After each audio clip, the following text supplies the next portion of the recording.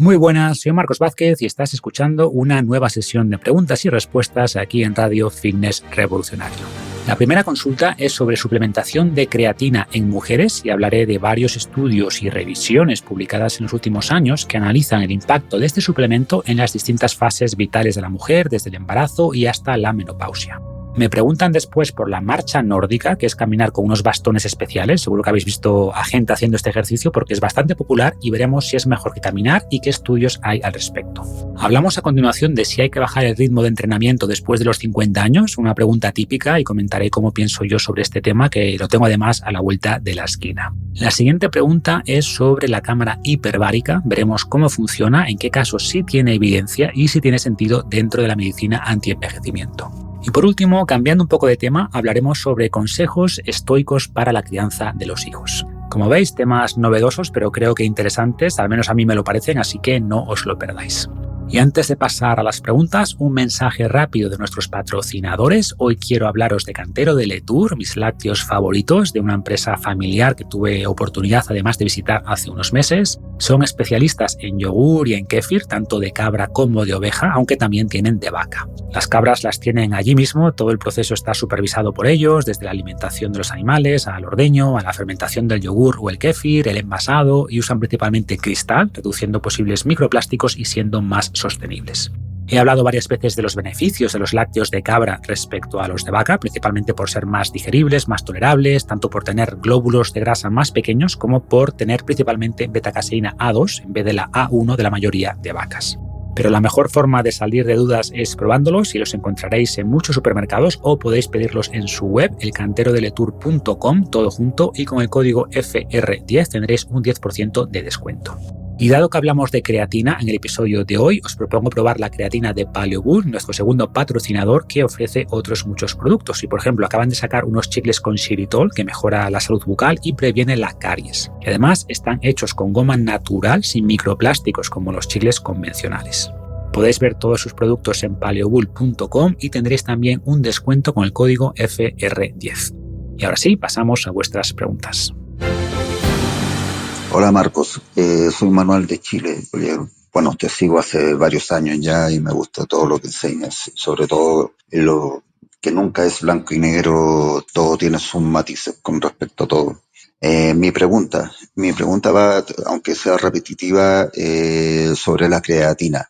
Para una persona, en realidad mujer, cercana a los 60 años que no hace ejercicios, ¿funcionaría como efecto placebo solamente o sí tendría tanto beneficios cognitivos como de reforzar fuerza, masa muscular, etcétera? Esa es mi consulta. Gracias. Muchas gracias por la pregunta, Manuel, y no es repetitiva. He hablado muchas veces sobre la creatina, pero es importante profundizar en el caso concreto de este suplemento en mujeres en general y después en distintas fases de su vida en particular. Hasta hace tan solo 10 o 15 años había pocos estudios que profundizasen en la mujer y aunque ya se incluían mujeres en muchos estudios sobre creatina, su análisis estaba mucho más ligado al mundo del deporte, que es donde se popularizó este suplemento, especialmente en deportes de fuerza. Y aquí las mujeres estaban poco representadas. Y además estudiaban especialmente mejoras de ganancia y de fuerza y no otros aspectos más particulares de la salud femenina. Por suerte, hoy tenemos mucha más información y, por ejemplo, en el 2021 se publicó una revisión sobre la creatina en la salud de la mujer a lo largo de su vida que consideraba, por ejemplo, la actividad de la enzima creatina quinasa durante el ciclo menstrual de la mujer. Porque, como muchos sabréis, pues esta es la enzima que participa en la producción de ATP o de energía a partir de la fosfocreatina y, por ejemplo, se observó que la suplementación es algo más efectiva durante y después de la ovulación, cuando los estrógenos están algo más elevados. Y es verdad que en la práctica esto es poco relevante, ¿vale? No creo que tenga sentido intentar ajustar la dosis de creatina según el ciclo menstrual, pero lo planteo como un simple ejemplo de cosas que nunca se habían estudiado y que a futuro podrían tener implicaciones en el caso de la mujer. O estos estudios nos dicen también que las mujeres en general consumen menos creatina a través de la dieta que los hombres, tienen por tanto niveles más bajos y podrían beneficiarse incluso más de la suplementación.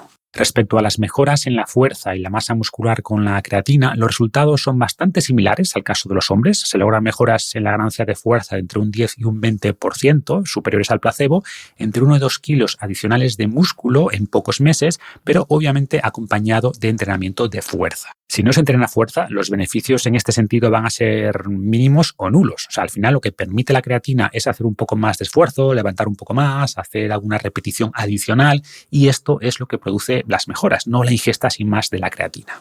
Pero más allá de las mejoras en el rendimiento físico, la creatina podría tener otros beneficios incluso sin entrenar. Por ejemplo, otro aspecto donde la creatina ha demostrado ayudar es en la función cognitiva. Al final el cerebro usa mucha energía y para ser eficiente necesita mantener niveles elevados de fosfocreatina que con la edad se van reduciendo. Y como expliqué en un episodio reciente, las fluctuaciones hormonales de la mujer contribuyen, entre otros muchos factores, a que la depresión sea más frecuente en mujeres que en hombres. Y algunos estudios preliminares apuntan a que la suplementación con creatina podría mitigar estos síntomas y especialmente en el caso de las mujeres. Otro ámbito de estudio es el de la fertilidad y el embarazo, que son procesos que requieren lógicamente mucha energía, y varios estudios indican que también podría haber beneficios aquí al suplementar con creatina. Por ejemplo, durante el embarazo se observa una reducción del pool de creatina por la mayor demanda metabólica para el crecimiento y desarrollo de la placenta y del bebé, y por otra parte se ha visto que una reducción en las reservas de creatina durante el embarazo se relacionan con bajo peso del bebé al nacer y con parto prematuro. Por desgracia, no tenemos estudios en mujeres tomando creatina durante el embarazo, porque en general había bastante miedo a experimentar cuando había bebés en desarrollo, lo cual es lógico, pero los estudios en animales son muy prometedores. Y, por ejemplo, en ratones se observa una protección y mejor desarrollo del feto al suplementar con creatina, y podría ser también una estrategia nutricional segura y de bajo coste para reducir las complicaciones durante el parto asociadas a ese agotamiento de la energía celular. Insisto, no existen ensayos clínicos suficientemente grandes en mujeres embarazadas, pero todo apunta a que la suplementación durante el embarazo es segura y que podría tener beneficios. Y por último, se está estudiando también la suplementación de creatina durante la menopausia y perimenopausia, y la evidencia que existe indica que la creatina podría ayudar a mitigar los desafíos de salud relacionados con la disminución de los niveles de estrógeno, ¿no? Como pérdida de masa muscular y ósea, alteraciones cognitivas y del estado de ánimo, etc. Por ejemplo, hay estudios en mujeres posmenopáusicas de más de 60 años donde se observan mejoras en la masa muscular y el rendimiento en pruebas funcionales, como el sit-stand, ¿no? Que es sentarse y levantarse de la silla varias veces con rapidez, y también se ha visto en otro estudio una ralentización de la pérdida de masa ósea en mujeres posmenopáusicas al suplementar con creatina, pero de nuevo acompañada de entrenamiento de fuerza. En este sentido, se ha visto que la creatina puede actuar reduciendo la inflamación, el estrés oxidativo y los marcadores séricos de reabsorción ósea, a la vez que aumenta la actividad de las células osteoblásticas, es decir, de formación de hueso. Y por último, la disminución del estrógeno durante la menopausia se vincula con peor rendimiento cognitivo, con cambios de humor, con dificultades de concentración, y se acaba de publicar un ensayo clínico, donde se comprobó que suplementar con creatina elevó sus niveles en varias zonas del cerebro y que esto se tradujo en menos fatiga mental, mejora del 12% en tiempo de reacción y también en leve mejoría del estado de ánimo. Hay que aclarar también que las diferencias respecto al placebo son pequeñas, no es que la creatina sea una bala mágica, ni mucho menos, pero puede ayudar un poco, es segura, es relativamente barata y por eso tiene mucho sentido para la mayoría de las mujeres en casi cualquier etapa vital. Respecto al tipo de creatina, la más estudiada y probada es el monohidrato de creatina, y en los estudios se ven beneficios en mujeres con dosis entre 3 y 5 gramos al día. Por supuesto, necesitamos más estudios con muestras más grandes que analicen en más detalle el efecto en estas distintas fases vitales de la mujer, pero la evidencia que tenemos hasta ahora es muy prometedora y por eso sigue siendo uno de los mejores suplementos que podemos considerar tanto en hombres como en mujeres. Hola, Marco. Encantada de saludarte. Además, soy paisana tuya de Avilés, así que doble saludo con afecto. Quería preguntarte sobre la marcha nórdica, ya que cada vez está más en auge y he empezado a practicarla de forma asidua. Me parece muy interesante. En vista al programa que has hecho sobre el correr y la fuerza. Entonces, esto mismo para la marcha nórdica, ¿qué podría potenciarla y mejorar en su técnica? Cada vez que ya te digo que hay más personas jóvenes que también se van acercando a este deporte. Y me parece muy interesante porque para lesiones se puede conjugar con otros deportes. Yo que hago habitualmente pesas también, y además lo hago de forma inclusiva porque tengo baja visión, pues me lo han adaptado y la verdad que estoy encantada. Y sí me gustaría pues mejorar, aunque sea en plan amateur, pues en lo posible mejorar mi técnica y con ejercicios de fondo para potenciarlo. Así que me parece interesante y me gustaría que lo trajeras al programa. Un saludo desde Avilés, con cariño. Gracias por la pregunta y un placer recibir esta consulta desde Avilés, donde nací y me crié, y aunque reconozco que voy muy poquito ahora por allí, tengo muy buenos recuerdos de mi ciudad. Sobre la marcha nórdica, es una excelente actividad de baja intensidad que nació en Finlandia en la década de los años 30 del siglo pasado como un método de entrenamiento para esquiadores de fondo durante el verano. Estos deportistas querían mantener la técnica y la forma física sin nieve, así que comenzaron a caminar con los bastones del esquí para intentar entrenar los gestos más similares posibles a los que realizaban durante el invierno en la nieve. Después se extendió esta práctica al público general durante los años 60 y 70, pero seguía muy limitado a los países nórdicos, no de ahí el nombre, pero en los años 90 y principios de los 2000 pues se empezó a popularizar en otros países y es frecuente ver a gente hoy practicando este deporte, ¿no? Caminando con los bastones en muchos sitios. Y el principal beneficio respecto a caminar es que los bastones involucran también la musculatura del cuerpo superior, lo que genera a su vez un gasto energético pues un 20% superior aproximadamente, incluso a la misma velocidad. Y hay varios estudios que comparan la marcha nórdica con caminar o con marcha recreativa y en general se ve un ligero beneficio adicional de la marcha nórdica en términos de pérdida de grasa, de reducción de la resistencia a la insulina y de mejora del VO2 max. Es verdad también que la mayoría de estos estudios se han realizado en personas mayores o personas con obesidad que no tienen todavía capacidad de correr o de realizar una actividad aeróbica de mayor intensidad. La marcha nórdica permite ofrecer algo de más intensidad que caminar, que trabaja el cuerpo completo, pero que no eleva de manera importante la percepción de fatiga respecto a caminar. Y además, el uso de bastones reduce un poco la carga en las articulaciones del cuerpo inferior, lo que podría traducirse en menos molestias en rodilla, en tobillos, y también ofrece algo más de estabilidad, lo que reduce el riesgo de caídas, ¿no? Te puedes apoyar en el bastón y esto es importante porque, como decía, es una práctica que se popularizó sobre todo en personas con baja condición física o con limitaciones de movimiento, aunque puede, por supuesto, ofrecer beneficios para todo el mundo. Evidentemente, la marcha nórdica no reemplaza a los entrenamientos más puros de fuerza, así que haces muy bien en mantener esa parte, pero sí podría usarse para cubrir buena parte de ese trabajo aeróbico de baja intensidad que es tan saludable. Dicho esto, yo seguiría recomendando a quien pueda, que no tenga limitaciones relevantes, pues que incluya algo de carrera, que exija un poquito más de intensidad, un poquito más de impacto, que como explicamos en el programa Strong VO, aporta beneficios extra que no podremos obtener únicamente con la marcha nórdica, aunque sea una actividad, insisto, muy saludable. Y respecto a cómo mejorar, te diría que aplica todo lo que explicamos en Strong VO, que de manera resumida sería contar con una programación que incluya distintos tipos de estímulos, ¿no? Y en vez de hacer únicamente tiradas largas a baja intensidad, pues que incluyas también sesiones con progresivos, ¿no? Donde vas aumentando el ritmo, sesiones fartlek, sesiones por intervalos, donde alternas bloques de alta intensidad o alta cadencia con bloques de menor intensidad, sesiones con cuestas, etc. Y sabemos que esto es más efectivo para mejorar tanto el V2 max como el rendimiento que limitarse a sesiones cada vez más largas de baja intensidad. Hola Marcos, lo primero darte la enhorabuena por tu trabajo. Soy una de esas personas a las que le has cambiado la vida. Muchas gracias por todo. La pregunta, a ver, yo entreno fuerza 4, 5 veces a la semana, 1 hora cada vez. El resto de los días hago cardio, hago movilidad, hago algún hit de vez en cuando. Y tengo 58 años. Claro, yo me encuentro bien, pero la pregunta es que me hago es si no estaré metiendo ya demasiada fuerza a la edad que tengo. Y cuándo, qué señales debería de seguir o a las que estar atento para decidir quitar quizás algo de fuerza y empezar a meter más, pues eso, movilidad, cardio y trabajo un poco más suave. Venga, gracias por todo. Muchas gracias por la pregunta, que es bastante común. Me consultan con frecuencia si a partir de los 50 o los 60 tenemos que entrenar menos o entrenar más suave.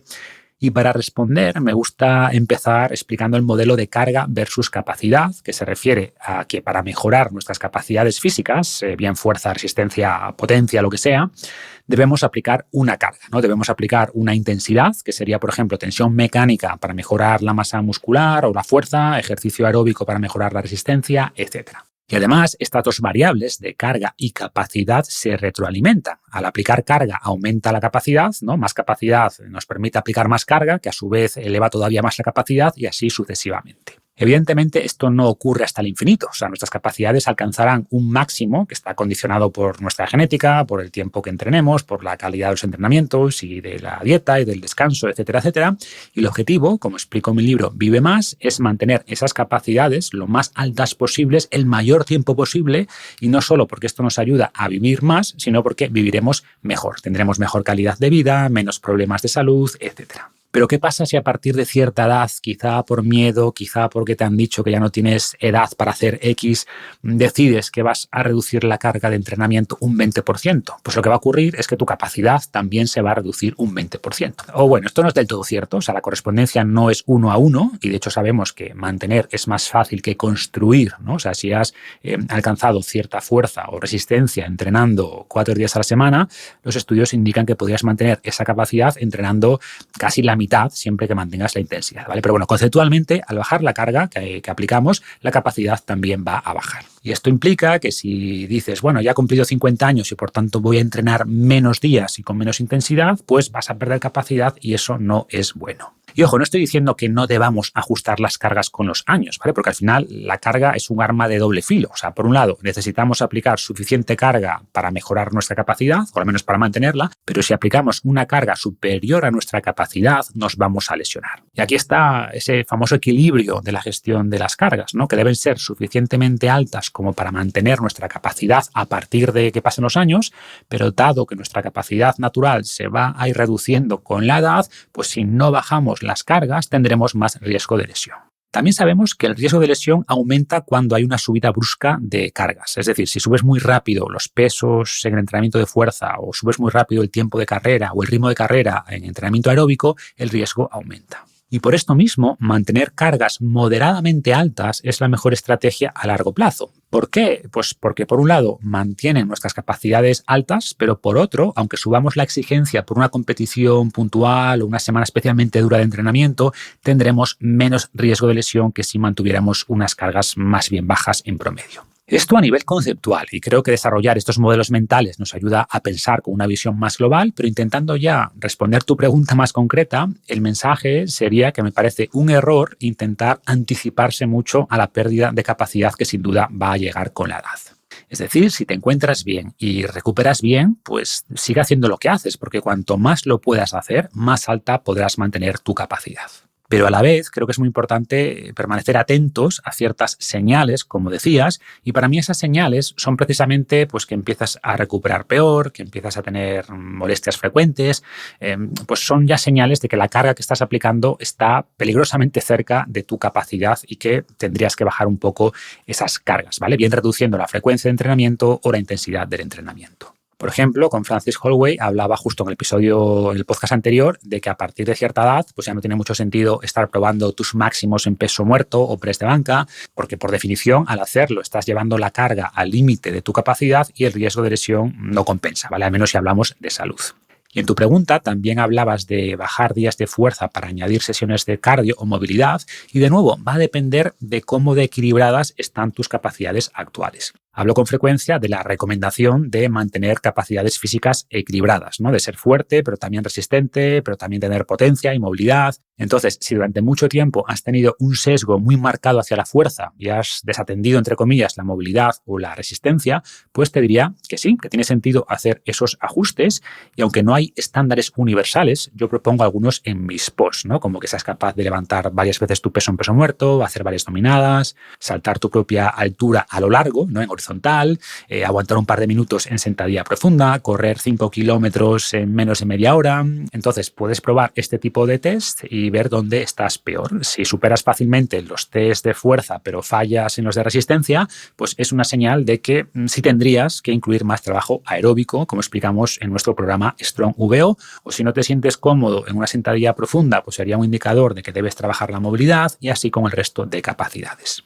Entonces, resumiendo, no soy partidario de bajar el volumen o la intensidad simplemente por el hecho de cumplir años, porque en la mayoría de casos, si haces las cosas bien, puedes estirar ese rendimiento durante más tiempo del que piensas, seguramente, pero tampoco debemos ignorar el paso de los años. Tenemos que escuchar al cuerpo, ver cómo nos recuperamos, qué molestias surgen, y en función de eso, pues ir adaptando las cargas de entrenamiento o el tipo de ejercicio o lo que sea, con ese objetivo de mantener nuestras capacidades lo más altas que podamos durante todo el tiempo que podamos y con un buen equilibrio entre ellas. Hola Marcos, quería preguntarte tu opinión acerca de la medicina hiperbárica. A raíz de un accidente que he tenido haciendo apnea, he perdido algunos agudos en el oído izquierdo.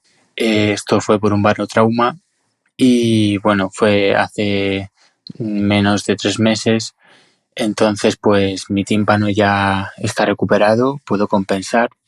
Y bueno, he empezado a hacer algunas sesiones con esto de la medicina hiperbárica, que es meterse en una cámara hiperbárica para oxigenar las células madre del oído interno.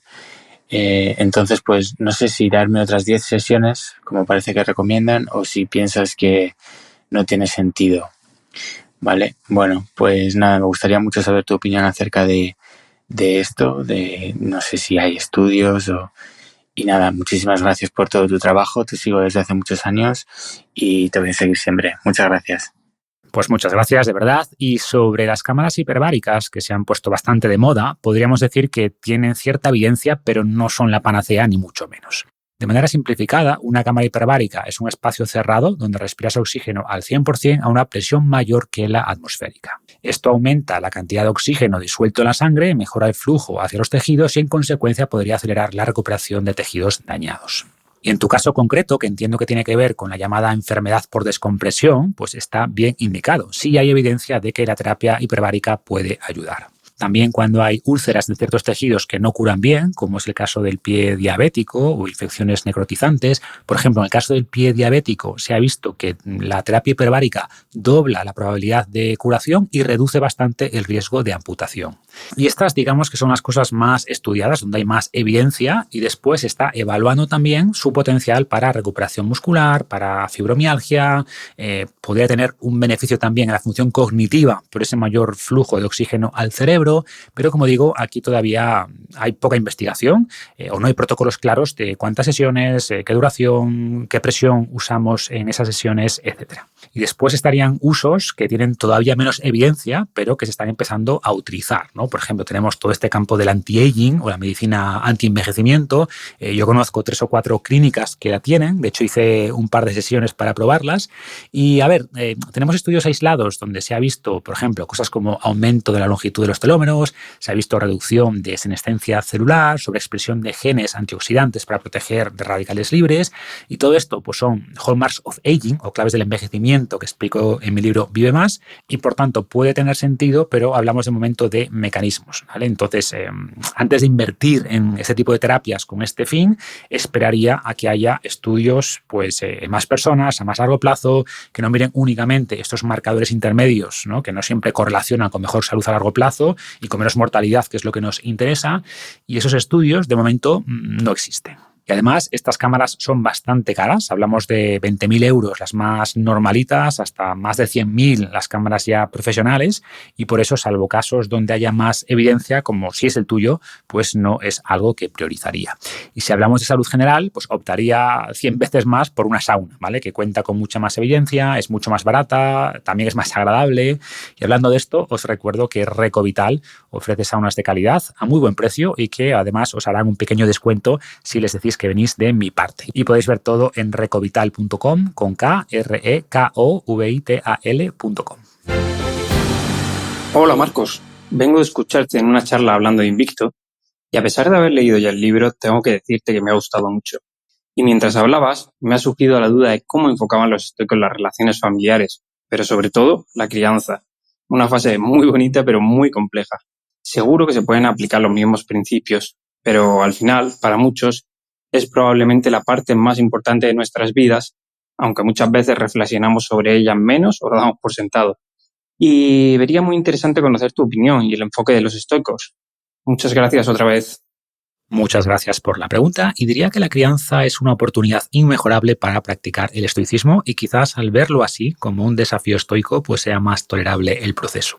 Y la verdad es que ninguno de los grandes estoicos le dedicó mucho tiempo a hablar sobre la crianza. En aquella época le dedicaban mucho menos tiempo a pensar sobre esto porque las opciones eran pocas, tenían muchos hijos. Marco Aurelio, por ejemplo, tuvo 13. La definición de éxito en la crianza por aquel entonces, al menos en los primeros años, era la supervivencia. Si un niño sobrevivía a los primeros años, era ya un éxito porque la mitad de ellos o más morían antes de los 5 años. Y siguiendo con Marco Aurelio, de esos 13 hijos que tuvo, 13 o 14, depende de qué registros mires, se cree que solo 5 llegaron con vida a la adultez. Y en esa dura realidad no había un enfoque tan de microgestión como hay hoy, podríamos decir, y no le dedicaban mucho tiempo a dar consejos sobre crianza. Pero dicho esto, sí hablaban de que la crianza era una extensión natural de la virtud, que como explico en Invicto era la preocupación principal de los estoicos, y en este caso priorizaban formar el carácter de sus hijos, ¿vale? Los valores con los que crecerían, y creo que eso sigue siendo igual de relevante hoy día. Y en este sentido, algo que ya reconocían los estoicos era la importancia de ser un ejemplo. Decía Séneca lo siguiente: largo es el camino de la enseñanza por medio de teorías, breve y eficaz por medio de ejemplos. Es decir, nos guste o no, los niños aprenden por imitación y prestan más atención a lo que hacemos que a lo que les decimos. Por tanto, para criar a hijos virtuosos debemos actuar también nosotros con virtud. Otro concepto del que los estoicos hablaban mucho era el de incomodidad voluntaria. Sabían que necesitamos ciertos desafíos para fortalecernos y por tanto no protegerían en exceso a sus hijos. Y la ciencia reciente les da también la razón en esto y tengo un artículo de hace unos años donde comentaba esto.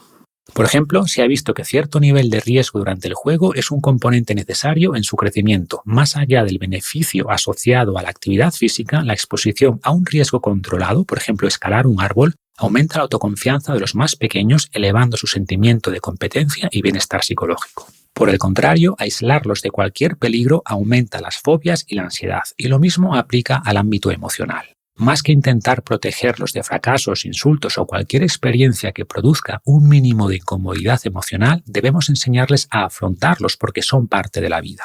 En resumen, proteger en exceso a los más pequeños los debilita y podría contribuir a las elevadas tasas de ansiedad que vemos hoy día. Debemos preparar a los niños para el camino en vez de intentar adaptar el camino a los niños. Eliminar cualquier pequeño obstáculo de su camino formativo los convertirá en adultos dependientes, reduciendo su tolerancia a la frustración. No es tan importante lo que hacemos por ellos como lo que les enseñamos a hacer por ellos mismos. Volviendo a los estoicos, el siguiente consejo sería aplicar la dicotomía de control, es decir, debemos aceptar que hay muchas cosas que no podemos controlar. Los niños no son una tabla rasa que podemos moldear a nuestro antojo, cada uno viene ya con una predisposición genética, una naturaleza particular, y cualquier padre o madre que tenga varios hijos lo verá, ¿vale? Por mucho que tengan el mismo entorno, que los críes igual, hay diferencias claras en su personalidad, en sus intereses, y hay que entender y respetar esto. Como padres debemos, por supuesto, guiar, orientar, dar amor incondicional, pero no podremos controlar el efecto exacto que eso tiene en el desarrollo de cada individuo. Y sin duda los estoicos harían énfasis en mejorar la gestión emocional como una habilidad fundamental de la crianza. Primero, porque al hacer esto reduciremos los altibajos emocionales ligados a criar pequeños, y segundo, por el punto anterior de modelar y enseñar a nuestros hijos a responder de manera reflexiva en lugar de reaccionar impulsivamente ante los desafíos. De esta manera podremos también mantener una atmósfera estable y segura en el hogar, incluso cuando haya problemas o desavenencias, y esto es seguramente una de las cosas que más va a ayudar a que los más pequeños se desarrollen como adultos funcionales. Y también muy importante, debemos perdonarnos por los errores que cometeremos, porque la crianza es muy difícil. De hecho, incluso Marco Aurelio, uno de los estoicos más famosos, no fue especialmente exitoso con su hijo Cómodo. El chico mostraba desde pequeño claras debilidades de carácter, le atraía el poder más que el deber, buscaba placer y admiración, evitaba el esfuerzo, era impulsivo, o sea, era lo opuesto a Marco Aurelio, y a pesar de eso le nombró su heredero, y hay debate sobre por qué lo hizo, ¿vale? Tampoco es que tuviera muchas opciones, y como era de esperar, Cómodo fue un emperador desastroso. El historiador Anthony Berley, en su biografía de Marco Aurelio, afirma que la sucesión de Cómodo supuso una transición, y escribe que la historia desciende de un reino de oro a uno de hierro y óxido. Así que, de nuevo, recordemos que hay muchas cosas que no controlamos, que el propio Marco Aurelio no crió al sucesor más ejemplar, más exitoso, y no podemos más que esforzarnos por hacer lo mejor posible sin autoexigirnos más de la cuenta. Y esto sería todo por hoy, pero antes de despedirme voy a leer una reflexión de mi newsletter a la que os podéis apuntar gratis en fitnessrevolucionario.com/lista. Y la idea me surgió a raíz de una publicación científica que me enviaron titulada ¿Qué es la soledad epistémica? Una sensación que he tenido con frecuencia y que seguramente resuene también con muchos de vosotros con mentes curiosas. Y mi reflexión empezaba con esta cita. Nunca estamos tan solos como cuando estamos en compañía de los que no nos entienden. ¿Alguna vez has sentido que nadie te entiende del todo? ¿Que ves el mundo y la vida de una manera distinta? ¿Que no puedes hablar libremente de ciertos temas sin ser malinterpretado o juzgado? ¿Que no puedes compartir ideas complejas con tu entorno cercano? Pues puede ser un síntoma de soledad epistémica, un concepto que descubrí hace poco. La soledad epistémica no tiene que ver con estar físicamente solo, sino con estar cognitivamente aislado. No es que nadie te escuche, es que nadie te entiende. Por suerte, el mismo mundo moderno que potencia la superficialidad facilita conectar con gente que busca profundidad. ¿Cómo puedes encontrar tu tribu epistémica? Algunas ideas. Primero, comparte lo que te hace pensar. Si lees algo bien razonado que te hace reflexionar, compártelo. Pero no solo el enlace, añade por qué te pareció importante, qué te hizo cuestionarte, qué opinas tú. Estás sembrando el terreno para que otros piensen contigo. Segunda recomendación, participa en espacios de conversación lenta. Busca foros, comunidades o grupos donde la interacción no se base en likes o respuestas rápidas, sitios donde la gente se toma el tiempo para pensar y responder con matices e intención. Consejo 3. Reorganiza tu algoritmo. Muchos sufrimos soledad epistémica porque estamos rodeados de ruido superficial. Sigue cuentas que compartan ideas profundas, aunque no piensen como tú. Poco a poco tu entorno informativo se volverá más nutritivo. Y cuarta recomendación, crea tu propio club de ideas. No necesitas un grupo numeroso ni reglas complejas. Basta con encontrar a una o a dos personas dispuestas a conversar sobre temas que te interesen. Elige un libro, un podcast, un ensayo o una pregunta provocadora y queda con ellas para charlar en profundidad, sin pretensiones, solo con curiosidad.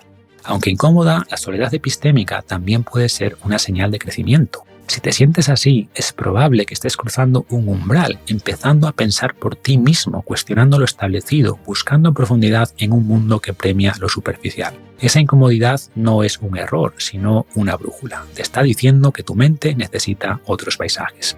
No la ignores, síguela. Y ahora sí me despido, te pido el favor de siempre de dejar un review, una revisión del podcast en Spotify, en iVoox, en Apple Podcast o donde nos escuches. Muchas gracias y hasta el próximo episodio.